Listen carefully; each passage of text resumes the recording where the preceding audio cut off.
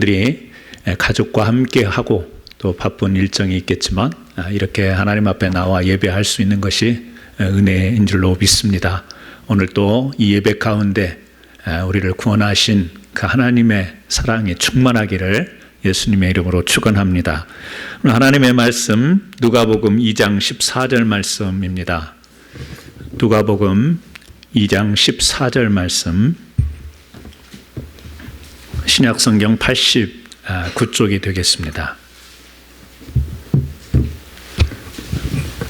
잘 아시는 말씀인데요. 누가복음 2장 14절 말씀 우리 함께 합독하도록 하겠습니다. 지극히 높은 곳에서는 하나님께 영광이요 땅에서는 하나님이 기뻐하시는 사람들 중에 평화로다. 아멘.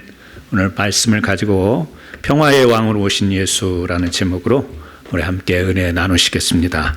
예수님께서 탄생하였을 때 천사가 목자들에게 나타나서 예수님을 알리는 이 찬송하는 그 대목인데요. 예수님께서 이 땅에 오시면 하나님께 영광이 되고 또 이 땅에서는 사람들에게 평화를 주러 오셨다. 지금 이런 내용 아니겠습니까? 성경에서 우리가 평화라고 하는 단어와 더불어서 같은 의미로 쓰이는 단어들이 있습니다. 우리 한국말 성경의 독특함인데요. 평화, 또 화평, 평강, 평안, 이것이 약간의 우리의 한국말에는 미세한 차이는 있지만 이 성경의 번역에 있어서는 거의 같은 의미라고 봐도 무방하겠습니다. 그러므로 제가 말씀을 나누면서 또 성경의 구절을 인용할 때에 우리가 평화라는 단어와 또 평강, 평안, 또 화평 이런 단어가 어우러지더라도 이것이 이 평화의 단어이구나, 같은 개념이구나 이렇게 이해하시면서 말씀을 나누시면 좋겠습니다. 이사야 9장에도 나오는 것처럼 이사야가 예수님이 이 땅에 만왕의 왕으로 오실 것을 예언하면서 그런 말씀을 하지 않습니까? 이는 우리에게 한 아이가 낳고 전능하신 하나님, 영존하시는 아버지, 평강의 왕, 이렇게 오실 예수님을 평강의 왕이라고도 지칭합니다. 이 세상에 오신 예수님은 평강의 왕으로 오셨고 또 이 땅에 오신 목적이 바로 또 평강을 우리에게 주시기 위함이다라고 하는 거죠. 요한복음 14장 27절 말씀에 평안을 너희에게 끼치노니 곧 나의 평안을 너희에게 주노라. 내가 너희에게 주는 것은 세상이 주는 것과 같지 아니하리라. 이런 말씀이 있습니다. 우리에게 하나님께서 예수 그리스도를 통하여서 평안을 전해 주시는데 하나님의 평안을 우리에게 전해 주신다 이렇게 말하는데요. 그 뒤에 이어지는 말씀 한 구절이 내가 너희에게 주는 것은 세상이 주는 것과 같지 않다 이런 말씀을 합니다. 그러니까 우리는 평화 그러면 우리 머릿속에 떠오르는 이 평화에 대한 개념이 있습니다. 평안, 또 평강, 화평, 우리 머릿속에 떠오르는 이런 개념들이 있는데 그런 평화의 개념이 이 주님께서 우리에게 가져다 주시는 그 평화와 다를 수 있음을 우리가 한번 오늘 이 시간에 좀 말씀을 통해서 생각해 봤으면 좋겠습니다.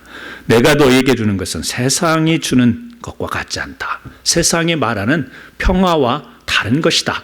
지금 이렇게 말씀하시는 거잖아요.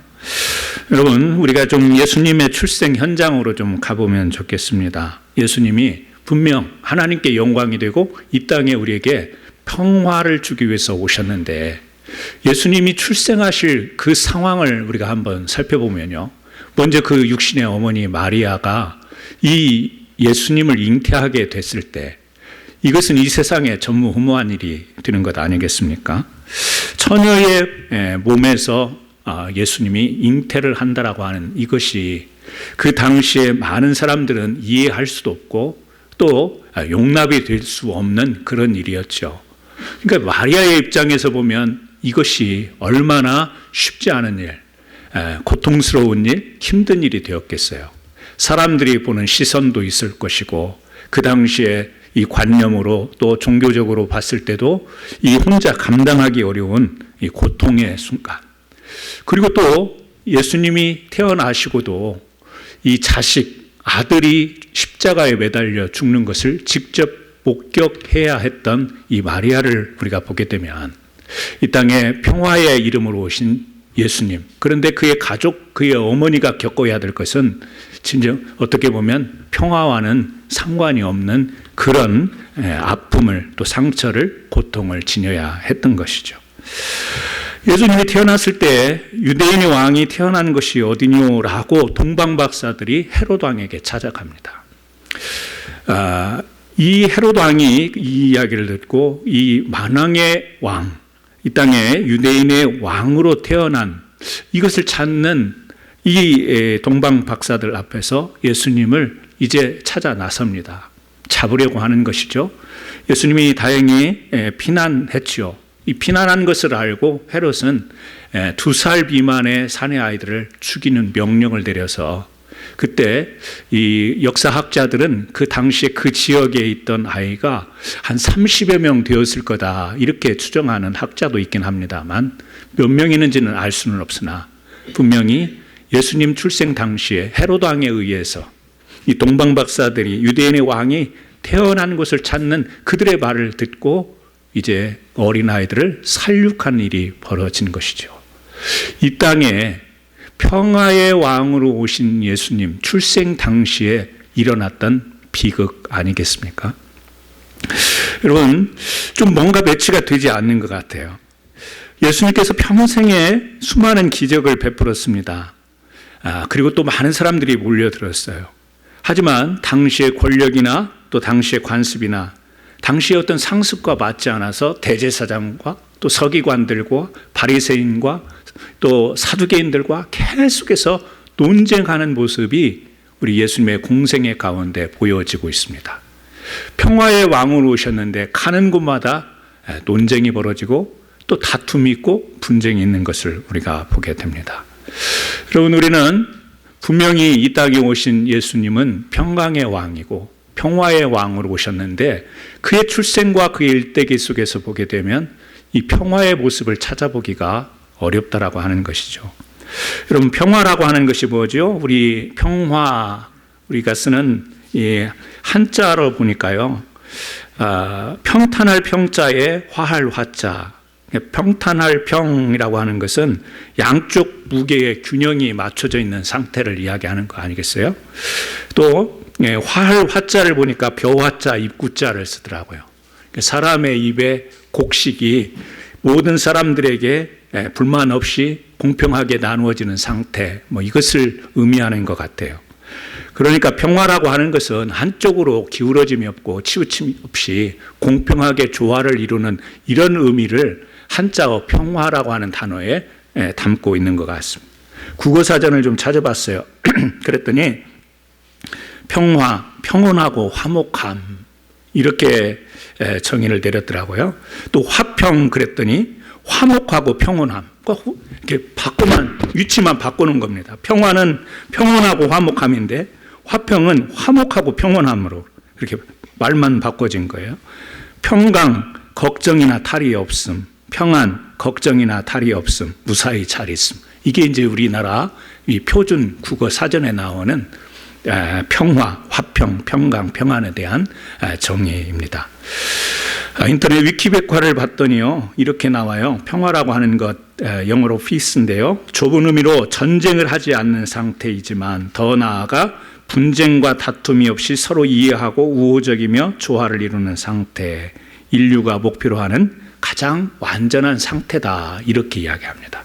그러니까 전쟁이라는 게 없고 분쟁이라는 게 없고 서로 이해하고 우애하면서 조화를 이루는 것이 평화다, 이렇게 이야기를 하는데요. 예수님 당시 시대는 로마가 지배하던 때 아닙니까? 이 팍스 로마나 여러분 많이 들어보셨죠? 로마의 평화 시대를 팍스 로마나라고 그렇게 불렀습니다. 누가복음 우리가 봤던 2장 1절에 가보면 이런 구절이 나오죠. 그때 가이사 아구스도가 영을 내려 천하로 다 오적하라 하였으니, 로마 황제 아닙니까? 로마가 공화정으로 있다가 이제 아우구스투스 때 처음으로 이제 오랜만에 내전을 끝내고 이제 1인 독재, 황제 정치가 시작이 되는 것이 아우구스티누스, 원래 이름은 옥타비아누스라고 하는 이 사람인데요. 이 사람이 통치하던 시대를 팍스 로마나라고 합니다. 뭐냐면 로마의 평화라고 하는 거예요. 그런데 이 아우구스도가 통치하던 이 통치를 통해서 이루어진 평화라고 하는 것은 어떤 것인가? 무력에 의한 평화 아니겠어요? 힘에 의해서 수많은 민족과 사람들이 죽임을 당하고 아픔을 당하는 가운데서 이루어졌던 평화가 이 로마의 평화, 팍스 로마나인 것이죠. 그러니까 이것은 정치적인 평화입니다. 그래서 권력에 결탁한 사람들은 평화를 누리지만 그 권력의 밑에 있던 사람들은 계속해서 세금도 내야 되고 착취도 당하는, 그래서 로마가 안정을 이루는 것, 겉으로 보면 평화 같지만 이것은 한쪽으로 쏠린 그런 평화인 것이죠. 예수님이 태어났을 때 지금 분봉왕이었던 헤롯이 지금 사내 아이들을 잡아서 죽이라는 것이죠. 왜? 이 땅에 유대인의 왕을 허용할 수가 없습니다. 이 땅의 왕은 오직 로마의 황제밖에 없는 거예요. 그런데 감히 누가 이 땅에 왕이라는 호칭을 가지고 나올 수 있다는 말인가? 그래서요, 이것은 있을 수 없는 일이기 때문에 바로 처단을 해야 되는 거죠. 그래서 동방박사들이 와서 유대인의 왕이 태어난 곳이 어디뇨라고 물었을 때 헤롯은 즉각 사람들을 보내서 예수님을 잡으려고 했고, 또 붙잡지 못하니까 사내 아이들 2살 미만, 누군지는 모르니까 다 죽이는, 살육하는. 자, 평강의 왕, 평화의 왕으로 예수님은 오셨는데 이 힘에 의한 평화를 누리고 있던 로마는 그 예수의 평화에 힘의 평화로 압제하고 누르려고 했던 장면이 바로 예수님의 탄생 가운데, 탄생의 장면 가운데 곁들여 있는 것을 볼 수가 있죠. 한때 세계를 주름잡는 로마, 박스로마. 그래서 박스라는 말에서, 이 라틴어에서 피스, 평화라고 하는 영어의 단어가 나오게 된 것인데요. 이 박스라는 말 이외에 우리가 에이레네라고 하는 말이 있습니다. 헬라어, 그리스어 에이레네라는 말이 있는데 이 말은 뭐냐면 조화, 균형을 이룬 평화라는 뜻을 가지고 있어요. 성경에 히브리어 구약 성경이 이제 헬라어로 쓰이는 70인역이라는 데를 보면요, 평화라는 단어가 거의 70~80%가 에이레네라는 단어를 씁니다. 그러니까 이것도 조금 번역상에 좀 문제가 있는 것이죠. 에이레네라는 말은 조화와 균형을 이루어서, 그러니까 이 말은 성경에서 시작이 된 말이 아니고 역시 그리스에서 시작이 된 단어이죠. 이 그리스는 도시국가로 형성이 되어 있었지 않습니까?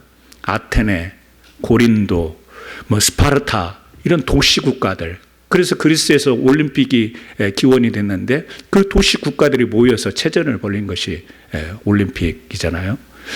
그래서 이 아테네도 그렇고 고린도도 그렇고 스파르타도 그렇고 서로 힘의 균형을 이룰 때 조용하고 평안한 상태, 평화를 유지할 수 있는 이런 상태, 힘의 균형, 조화, 이것을 에이네라고 하는데요. 그리스가 어떻게 되나요? 그렇게 끝까지 힘의 균형을 가지고 갔나요? 아니죠. 스파르타가 나중에 이들을 장악하게 되죠. 역시 그들은 힘을 가지고 그 균형을 깨뜨리고 장악하게 되는 것을 보게 됩니다. 여러분, 우리가 세상에서 보게 되는 이 평화라고 하는 것, 우리가 그냥 일반적으로 평온하고 걱정이나 탈이 없는 것, 평안하다, 평강하다, 이런 것을 평화의 개념으로 생각할 뿐 아니라 정치적인, 또 군사적인, 또 사회학적으로도 이야기할 수 있지만 어떤 힘에 의해서, 무력에 의해서 다스려지는 평화, 또 힘의 균형을 통해서 유지되는 평화, 이런 것이 바로 세상에서 우리가 이해하는 그런 평화 아니겠어요? 아무리 사람들이 그런 평화를 가지고 노력을 하려고 하지만 오늘날까지도 예수님이 벌써 언제 오셨나요? 이 땅에 우리에게 평화를 가져다 주시고 우리에게 참된 평강의 왕으로 오셨는데 우리가 살고 있는 지금 이 세상이 평화로운 세상이다 우리가 말할 수 있나요? 그렇지 않습니다. 아르헨티나와 칠레 사이에 그 국경에 여기 다녀오신 분들 계시죠? 안데스에 예수상이 있잖아요. 크게 3,800m 이상 되는 그 안데스 산맥의 줄기 가운데 큰 예수상이 이렇게 손을 쥐고 있지 않습니까? 그 예수상이 세워진 그 동기를 봤더니요, 아르헨티나와 칠레 사이에 계속해서 국경 문제로 다툼이 있어서 이제 다투지 말고 우리 화평의 조약을 맺자, 평화의 조약을 맺자 해서 상징적으로 그것을 세웠다죠. 너무 국경에 갈등이 많으니까 화평하자고, 평화하자고 세운 건데, 그 내려오는 이야기를 들어보니까, 그런데 이것을 두 나라 사이의 갈등을 해소하고 평화를 위해서 상징적으로 세웠던 이 예수상 때문에 또 문제가 됐다라는 거 아니에요. 왜냐하면 딱 지형이, 그 큰 예수상을 세우는 그 지형이, 이 예수상이 바라보는 지역이 아르헨티나 쪽으로 향할 수밖에 없었다는 거예요. 그런데 칠레가 이제 문제 삼은 거죠. 왜 아르헨티나 쪽으로 예수상이 방향을 그쪽으로 잡고 있냐 해서 그거 가지고 또 시비가 붙었다라는 거 아니에요. 그래서 이제 들려오는 이야기는 한 기자가, 칠레의 기자가, 아르헨티나가 우리보다 더 하나님의 보살핌이 필요한 불쌍한 민족이니까 우리가 이해를 하자, 이렇게 해서 넘어갔다는 이야기가 있습니다. 하나의 일어났던 이야기지만 세상은 평화를 추구합니다. 평화를 세상의 최고의 가치로 여기기도 합니다. 그런데 그것이 쉽지 않고 지금 우리가 사는 지금 현재까지도 이 문제는 해결되지 않는 것을 볼 수가 있습니다. 마태복음 10장 34절에 보면 이런 말씀이 있어요. 마태복음 10장 34절인데요. 내가 세상에 화평을 주러 온 줄로 생각하지 말라. 화평이 아니요 검을 주러 왔노라. 여러분, 이건 또 무슨 말씀일까요? 분명히 이사야서 구약에도 이 땅에 평화의 왕으로, 평강의 왕으로 오셨고, 또 예수님이 출생하실 때 천사, 천군 천사들이 막 찬양하면서 바로 이 땅에 하나님께 영광이 되고 이 땅에 기뻐하심을 입은 사람들 중에 평화로다, 평화를 외쳤는데, 예수님은 정작 내가 세상에 화평을 주러 온 줄로 생각하지 말라. 화평이 아니요 검을 주러 왔노라. 여러분, 좀 당황스럽지 않습니까? 분명 주님은 그분 자체가 평화이시고 평화를 우리에게 전하러 오신 분이 이 평화를 주러 온 게 아니라는 거예요. 그렇게 생각하지 말라는 거. 오히려 검을 주러 왔다, 이렇게 말씀을 하시는 겁니다. 여러분, 이 말씀을 우리가 앞에서 드린 이 내가 너에게 주는 평화는 세상이 주는 평화와 다르다라는 말씀을 우리가 좀 생각해 보면 이 말씀이 이해가 될 수 있겠습니다. 예수님의 이 말씀은 세상의 평화를 깨우치기 위한 말씀이죠. 이 박스 로마나처럼 힘, 권력, 무력에 의해서 소수가 누리는 그 화평을 깨트리는 말씀 아니겠습니까? 에이레헬처럼 힘의 균등을 통해서 조화와 질서를 유지하라는 것의 한계를 드러내시는 주님의 말씀 아니겠어요? 보통 우리가 알고 있는 화평은 그저 양보하고 타협하면 적당하게 그렇게 무난하게 넘어가는 그런 것으로 생각할 수 있는데, 그런 것이 진정한 평화가 아니라는 것을 일깨워주기 위한 말씀이 아니겠습니까? 내가 세상에 화평을 주러 온 줄로 생각하지 마라. 너희가 생각하는 화평을 주려고 온 게 아니고 세상에서 추구하고 세상에서 말하는 그런 평화를 내가 주려고 온 것이 아니다. 오히려 뭐예요? 검을 주러 왔다. 세상이 말하는 평화를 깨뜨리고 진정한 평화를 내가 너희에게 전하러 왔다. 지금 그런 말씀이 되겠지요. 여러분, 진정한 평화라는 것을 우리가 이해하려면 결국은 우리는 복음으로 돌아갈 수밖에 없어요. 여러분, 평화의 반대는 우리가 불화다, 불화라고 이야기를 할 수 있겠죠. 집안이 평안하고 평안하려면 불화가 없어야 되죠. 그런데 불화의 가장 중요한 이유가 뭐냐면 불안이라고 하는 것이죠. 불안정한 것, 우리 내적인 평화를 깨뜨리는 것, 내적인 것뿐만 아니라 외적인 평화도 깨뜨리는 것이죠. 근데 여러분, 불안의 이 원인이 무엇인가? 이것을 한마디로 이야기하면 인간의 한계와 무능이다, 이렇게 이야기를 할 수 있겠죠. 여러분, 우리는 나름 실력도 있고 우리 사람이 갖는 이 정말 잘하는 것들이 있습니다. 뛰어난 것들이 있어요. 그럼에도 불구하고 인간은 한계와 무능을 가진 존재라고 하는 것을 인정할 수밖에 없습니다.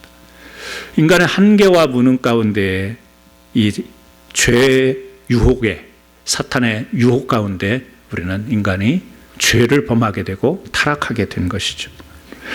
이것이 바로 하나님과의 단절이고 하나님과의 화목이 깨진 것입니다. 결국에 이 사람의 한계와 무능, 하나님의 형상을 따라 지음을 받았고 또 하나님께서 보시기에 아름답게 지음을 받았지만 결국에 하나님이 이 창조주 하나님과 우리는 같을 수 없는, 전능하신 이 하나님과 같을 수 없는 인간의 한계, 무능을 가지고 있는 존재죠. 그래서 이렇게 우리가 한계와 무능을 가지고 추구하는 평화, 그토록 애를 쓰며 추구하지만 그 평화에도 한계가 있을 수밖에 없고 우리의 무능함이 그 평화를 온전하게 이룰 수 없다라고 하는 것이죠. 결국에서 사람들은 계속해서 불안합니다. 계속해서 그 불안을 지울 수 없고 그 불안은 불화를 촉발할 수밖에 없고 결국에 우리가 추구하는 이 땅에서의 평화는 결국에는 온전한 평화, 화평을 이룰 수 없는 것. 그러나 이 약하고 연약하지만 하나님은 강하시고 하나님은 전지전능하신 하나님, 하나님은 지혜로우신 하나님이기에 그 하나님의 지혜와 능력이 그분의 사랑을 통해서 우리에게 전해진다면 우리는 온전한 평화를 이루며 살아갈 수 있는 것이죠. 물론 이 세상을 향한 평화를 의미하는 것은 아닙니다. 하지만 또 이 세상을 향한 평화까지 내포하는 이 복음적인 평화, 그것은 우리와 하나님과 사이에서 단절되었던 이 화목의 관계를 온전히 회복할 때 거기에서 인간의 무능, 인간의 한계가 극복이 되고 전능하신 하나님의 지혜와 능력을 통하여서 바로 우리가 온전한 하나님의 사람으로 바로 설 때 거기서부터 진정한 평화는 시작이 될 수 있다라고 하는 거예요. 그래서 성경에 보면 구약에 보게 되면요, 이 평화라고 하는 단어가 209번 샬롬이라고 표현이 되죠. 209번이 등장을 하고 신약에는 100회 이상 이 평화라는 용어가 계속해서 나오는 것을 볼 수가 있습니다. 사도 바울은 복음을 이 평화와 연결해서 이야기합니다. 사도행전 10장 36절에 만유의 주 되신 예수 그리스도로 말미암아 화평의 복음을 전하사, 또 에베소서 6장 15절에 보니까 평안의 복음이 준비한 것으로 신을 신고, 바울은 복음을 설명할 때 앞에 항상 화평, 평안의 복음, 이 평화라고 하는 단어를 빠뜨리지 않습니다. 그러니까 복음이라고 하는 것은 결국에 하나님에 의해서 우리가 하나님의 은혜로 구원을 얻는 그런 내용인데요. 그 복음이라고 하는 한 측면을 이렇게 평화로 표현하는 것을 우리가 볼 수가 있습니다. 하나님과 우리의 사이가 화목해 되는 것, 이게 복음이고, 하나님에 의해서 우리가 죄 가운데서 사망의 권세 아래 놓여 있다가 이제 구원함으로 옮겨오는 이 자체가 여러분 진정한 평강인 것이죠. 결국 복음이라고 하는 것은 무능하고 한계가 있는 인간이 전능하신 하나님과 화목해 되는 것. 그래서 고린도후서 5장 18절에 모든 것이 하나님께로 났나니 저가 그리스도로 말미암아 우리를 자기와 화목하게 하시고, 골로새서 1장 20절에 그의 십자가 피로 화평을 이루사 만물 곧 땅에 있는 것들이나 하늘에 있는 것들이 그로 말미암아 자기와 화목하게 되기를 기뻐하심이라. 계속해서 신약의 복음은 무엇을 이야기하냐면 하나님과 우리 사이에 화목게 된 것, 화평하게 된 것, 이것을 복음으로 우리에게 설명을 하고 있죠. 사랑하는 성도 여러분, 복음이라고 하는 것은 단순히 우리 영혼이 구원을 얻는 것, 그래서 평화라고 하는 것은 바로 이렇게 우리 하나님과 우리 사이가 관계가 회복된 것이다, 이게 세상에서 말하는 평화와 다른 것이다, 이렇게 규정 지을 수 있는 것만은 아니고, 그 복음 안에는 우리가 바로 이 땅에서 살아가야 될 이유가 담겨 있는 것이죠. 구원받았다라고 하는 완결형이 아니라 우리는 계속해서 이 땅에 구원받은 백성으로서 살아가는 과정이 있기에 우리는 그 평화라고 하는 것이, 하나님과 화목됐다라고 하는 것이 어떤 삶을 살아가야 되는지를 또한 제시하고 있다라고 우리가 봐야 되겠죠. 그래서 성경은 우리에게 뭐라고 이야기하냐면 고린도후서 5장 18절에 모든 것이 하나님께로 났나니 저희가 그리스도로 말미암아 우리를 자기와 화목하게 하시고 또 우리에게 화목하게 하는 직책을 주셨으니, 화목하게 하는 직책을 하나님이 우리에게 주셨다라고 이야기를 합니다. 하나님과 우리가 화목하게 됐는데 그 관계로 끝나는 것이 아니라 그 이루어진 화목의 직책을 우리에게 주셨다. 이 말은 우리가 이 땅에서 살아가면서 해야 될 일이 있다라는 것이죠. 그것은 역시 바로 평화를 이루는 것, 우리에게 평화를 가져다 주신 예수 그리스도를 통해서 우리가 바로 평화를 만드는 자.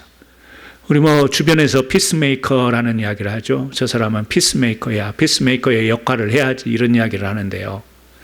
단순히 분위기를 좋게 하는 그런 사람이라고 하는 지칭이 아니라 바로 복음을 통하여 이 땅에서 우리는 평화의 직책을 가지고 살아가야 된다라고 하는, 그래서 이 마태복음 5장 9절에도 이런 말씀이 있지 않습니까? 화평하게 하는 자는 복이 있나니 그들이 하나님의 아들이라 일컬음을 받을 것이며, 화평케 한다라는 것이 우리 삶에 참 중요한 거예요.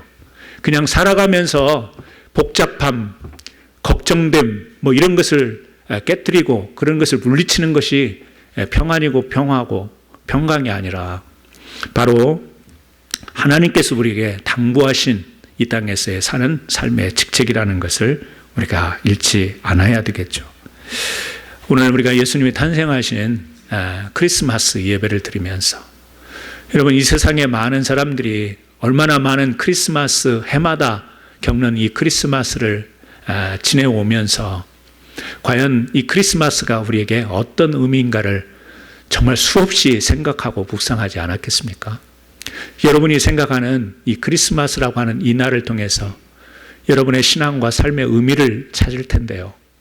오늘 2021년 이 크리스마스에는 평화라고 하는 이 단어를 한번 생각하면서 하나님과 내가 진정으로 온전한 화목을 이룬, 내가 능력 있고 의지가 있어서 결단력이 있어서 그 화목이 이루어진 것이 아니라 일방적으로 이 땅에 찾아오신 그 하나님의 사랑, 그 긍휼이 있기에 화목이 된 것인데, 그 하나님의 사랑과 긍휼을 입은, 그래서 그 화목이 이루어진 이 평화를 아는 우리가 그렇다면 세상에서 어떻게 살아야 될지를 그것까지도 한번 생각할 수 있는, 그래서 오늘 직책이라고 하는 이 말씀을 주신 이런 구절을 통해서 오늘을 살아가는 우리들은 어떻게 살아가야 될까? 결론과 같이 저는 그런 말씀을 드리고 싶어요. 결국에는 이 팍스 로마나도 아니고요, 에이레네도 아닌 거예요. 구약에 나와 있는 샬롬, 이 샬롬의 평화의 이름을 가지고 우리가 살아가야 될 텐데, 가장 먼저는 바로 하나님과의 관계를 늘 화목의 관계로 유지시킬 수 있는 신앙의 자세를 가지고 살아가는 것. 그래서 우리가 예배하지 않습니까? 우리가 기도하지 않습니까? 늘 우리가 세상에서 살아가면서 세상이 이런저런 세속에 물들기도 하지만 주님의 전에 와서 다시 한번 고백하고 회개하면서 우리 의롭게 여기시며 거룩하게 여기시며 정결케 하시는 하나님의 은혜를 입고 그 화목의 관계를 유지하려고 하는 그 신앙의 결단, 이것은 계속해서 이 땅을 살아가는 동안 주님 오실 때까지 우리가 힘써야 될 부분 아니겠습니까? 저는 우리 사랑하는 성도 여러분들이 하나님과 우리 사이에 막힌 담, 그 막힌 담을 예수님이 깨트려 주셨는데 다시 담을 쌓는 일이 없기를 주님의 이름으로 축원합니다. 부단히도 신앙의 노력을 통하여, 말씀을 통하여, 기도를 통하여, 하나님께서 우리에게 주신 여러 방편을 통하여 하나님을 나와 그리고 내 안에 모시며 또 내가 그 안에 들어가는 이 화평의 관계를 누리는 축복이 있기를 바랍니다. 아울러서 샬롬이라고 하는 것은 평화의 의미, 여기서 말하는 평화의 의미는 외부적인 측면을 말하는 겁니다. 나 자신이 살고 있는 가정, 또 사회, 나라, 우리가 복음적인 평화만이 아니라 평화의 직책이라고 하는 것은 그 평화를 세상 가운데서 빛을 발하듯이 우리가 밝혀야 되는 부분이기에 우리는 우리가 살고 있는 가정 속에서도, 일터 속에서도, 사회, 또 나라, 이런 공동체 속에서도 평화를 위한 추구를 모범된 신앙의 바탕을 통해서 우리가 이뤄나가는데 함께 노력해야 된다라고 하는 것이죠. 또 샬롬이라고 하는 것은 평강의 의미가 있는데